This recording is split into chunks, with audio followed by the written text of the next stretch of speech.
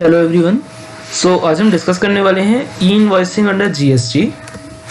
What is an e invoice? E invoicing एक ऐसा mechanism है जिसके अंदर बी टू बी इनवॉइसेस को ऑथेंटिकेट किया जाता है by GST network for further use on common GST portal. तो इसके अंदर क्या टैक्स पेयर को एक नए तरह से इनवॉइस जनरेट करना होता है? The answer is no. Tax payer जैसे इनवॉइस जनरेट करता था वैसे ही टैक्स पेयर को इनवॉइस जनरेट करना है नॉर्मली, लेकिन उसको उन इनवॉइसेस के पर्टिकुलर्स, कुछ इनवॉइसेस के पर्टिकुलर्स अपलोड करने हैं इनवॉइस रेफरेंस पोर्टल पे और इनवॉइस रेफरेंस नंबर जनरेट करना है और उस इनवॉइस रेफरेंस नंबर और क्यूआर कोड को उसको इनवॉइस के ऊपर पेस्ट कर देना है, तो वो इनवॉइस एक ई इनवॉइस कहलाएगा। तो ये एक टैक्स पेयर की रिस्पॉन्सिबिलिटी है, अगर उसके ऊपर ई इनवॉइसिंग एप्लीकेबल है तो उसे इनवॉइस ई इनवॉइस ही जनरेट करना है। नॉर्मल इनवॉइस अगर वो जनरेट करता है तो वो एक वैलिड इनवॉइस नहीं होगा। For the purpose of e invoicing कुछ अमेंडमेंट करी गई हैं रूल 48 में ऑफ सीजीएसटी रूल्स 2017। सब रूल 4 से अमेंडमेंट स्टार्ट होती है। तो सब रूल 4 कहता है ई invoice shall be prepared by such class of registered person as may be notified by government on the recommendation of the council by including such particulars contained in form GST INV 01 by obtaining an invoice reference number by uploading information contained therein on the common GST electronic portal in such manner and subject to such condition and restrictions as may be specified in the notification, provided that the commissioner may on the recommendation of council by notification exempt a class of person from issuance of invoice under this sub rule for a specified period subject to such conditions and restrictions as may be specified in the said notification। तो ये क्या कहता है? ये कहता है कि government notify कर सकती है कुछ क्लास ऑफ पर्सन्स को जिनको इनवॉइस ई इनवॉइस ही जनरेट करने हैं, और वो कैसे जनरेट करेंगे? अपना इनवॉइस के पर्टिकुलर्स को वो जीएसटी आईएनवी 01 के अंदर अपलोड करेंगे कॉमन जीएसटी इलेक्ट्रॉनिक पोर्टल के ऊपर और इनवॉइस रेफरेंस नंबर ऑब्टेन करेंगे, और वो इनवॉइस रेफरेंस नंबर उसको उस इनवॉइस के ऊपर मेंशन करना है। और कुछ क्लास ऑफ पर्सन्स को गवर्नमेंट एग्जम्प्ट भी कर सकती है from issuance of e invoicing.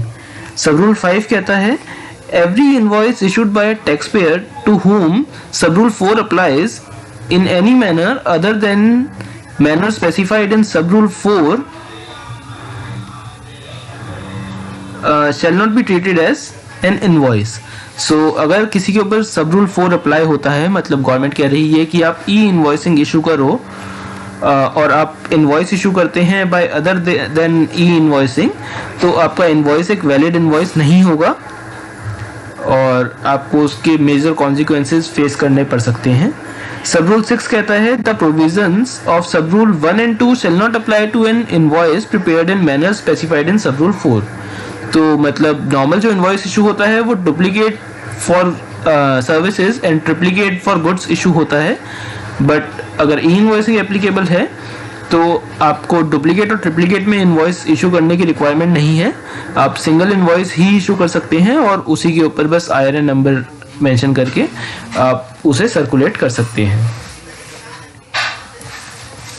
अब इनवॉइसिंग किसके ऊपर एप्लीकेबल है?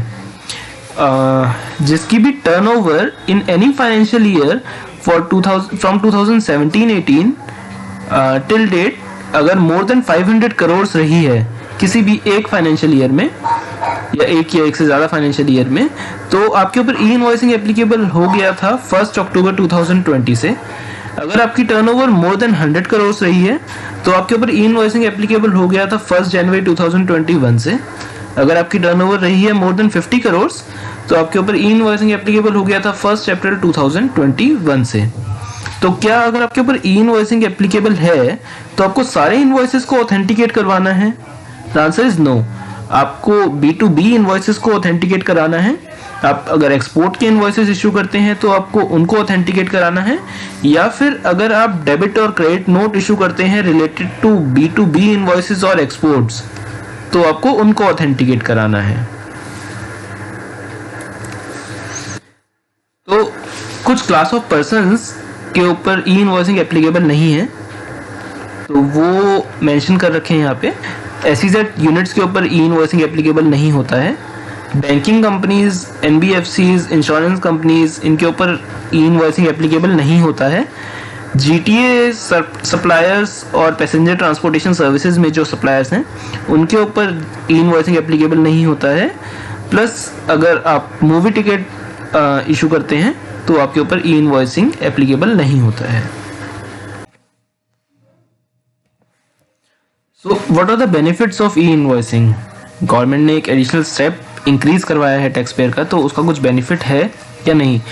तो ई इनवॉइसिंग अगर हम जनरेट करते हैं तो उससे B2B इनवॉइसेस ऑथेंटिकेट हो जाते हैं स्टार्टिंग में ही। तो और जो डेटा है ई इनवॉइसिंग का वो ट्रांसफ़र हो जाता है GSTR 1 में और ई-वे बिल पोर्टल पे।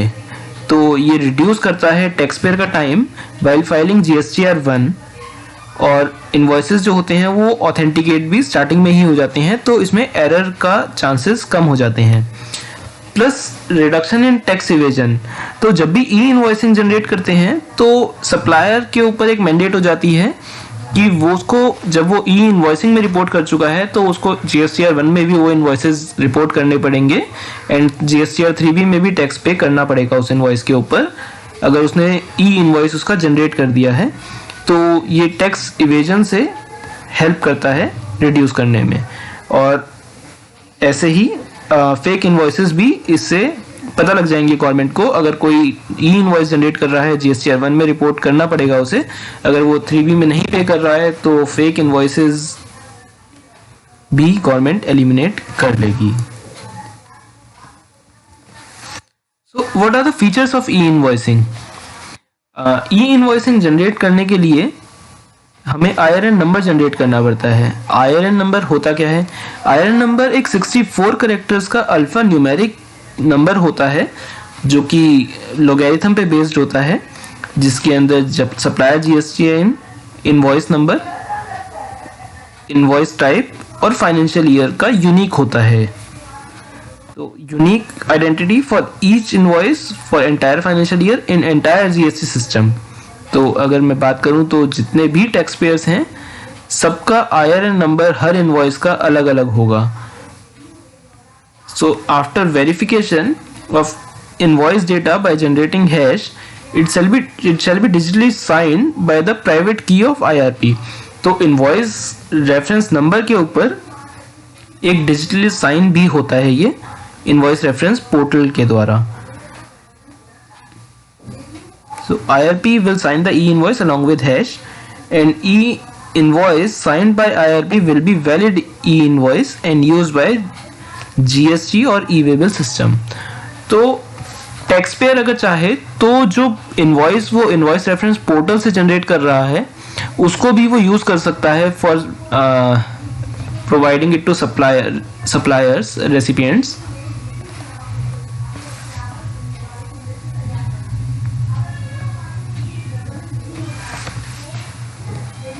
So what are the features of e-invoicing? एक QR कोड भी जनरेट होता है e-invoicing के अंदर इनवॉइस रेफरेंस नंबर के साथ। So IRP will also generate a QR code containing the unique IRN hash along with some important parameters of the invoice and digital signature so that it can be verified on the central portal as well as by an offline app। तो एक offline app है Android and iOS दोनों users के लिए, जिससे invoice जो invoice पे QR code है वो स्कैन करके हम चेक कर सकते हैं कि वो एक वैलिड इनवॉइस है या नहीं है, एक्चुअली में उसका ई इनवॉइस जनरेट हुआ है या नहीं हुआ है। इससे टैक्स ऑफिसर्स जो रोड पे होते हैं फॉर वेरिफिकेशन ऑफ इनवॉइसेस उनको भी हेल्प होगी वेरीफाई करने में कि वैलिड इनवॉइस है या नहीं है। प्लस रेसिपिएंट्स भी इससे चेक कर सकते हैं कि जो सप्लायर ने इनवॉइस इशू किया है उसका इनवॉइस रेफरेंस नंबर एक्चुअल में सही है या नहीं है। सो QR कोड में क्या क्या पैरामीटर्स होंगे? जब भी हम QR कोड स्कैन करेंगे तो उसमें हमें GST number of supplier, GST number of recipient, invoice number, date of generation of invoice, invoice value, number of line items, HSN code and invoice reference number, ये सारे पैरामीटर्स हमें उस QR code में scan करने के बाद मिलेंगे।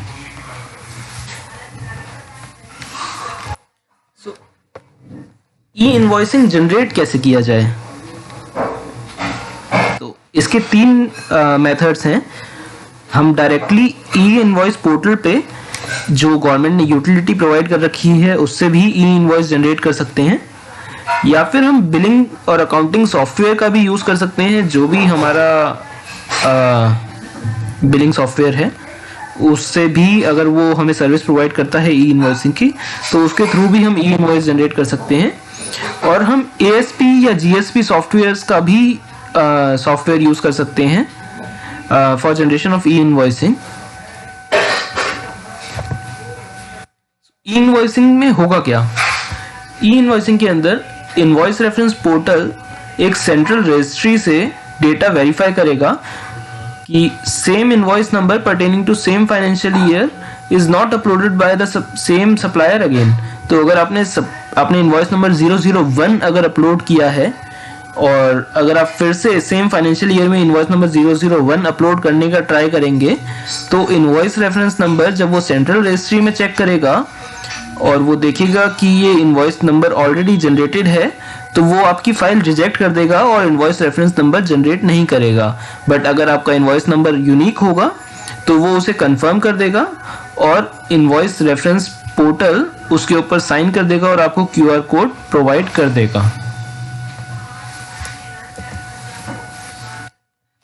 तो एक मोबाइल ऐप है जिससे आप इसको वेरीफाई कर सकते हैं। और इनवॉइस रेफरेंस नंबर जनरेट करने के लिए मल्टीपल IRPs प्रोवाइड किए जाएंगे।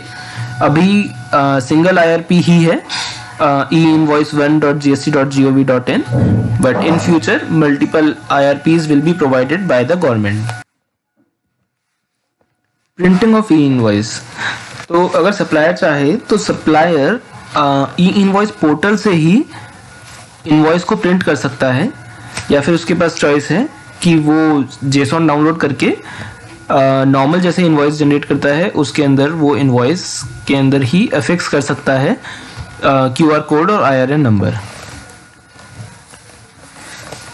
अगर हमने गलत ई इनवॉइस जनरेट कर दिया, नॉर्मली होता है कि टैक्स पेयर गलत इनवॉइस जनरेट कर देता है, तो अगर ऐसा है तो टैक्स पेयर को 24 आवर्स का टाइम दिया गया है। ई इनवॉइस जनरेट करने के 24 आवर्स के अंदर simply invoice reference number enter करके, एक्नॉलेजमेंट नंबर एंटर करके टैक्स पेयर उस इनवॉइस को, ई इनवॉइस को कैंसिल कर सकता है। बट अगर 24 आवर्स से ज़्यादा का टाइम हो गया है तो टैक्स पेयर के पास कैंसिलेशन का ऑप्शन नहीं है। अगर तो इस केस के अंदर टैक्स पेयर को एक क्रेडिट नोट ही इशू करना होगा। और इनवॉइस कैंसिल करने के बाद सेम इनवॉइस नंबर जनरेट नहीं हो सकता। इस इनवॉइस को आपको कैंसिल्ड इनवॉइसेस में शो करना पड़ेगा GSTR 1 के टाइम पे। तो क्या अमेंडमेंट पॉसिबल है एक बार ई इनवॉइस जनरेट कर दिया तो द आंसर इज नो। अगर आपने एक बार ई इनवॉइस जनरेट कर दिया तो आप उस इनवॉइस के अंदर अमेंडमेंट नहीं कर सकते। सिंपली आपको उस इनवॉइस को कैंसिल करना होगा, एक फ्रेश इनवॉइस जनरेट करना होगा विद ऑल द अमेंडमेंट्स।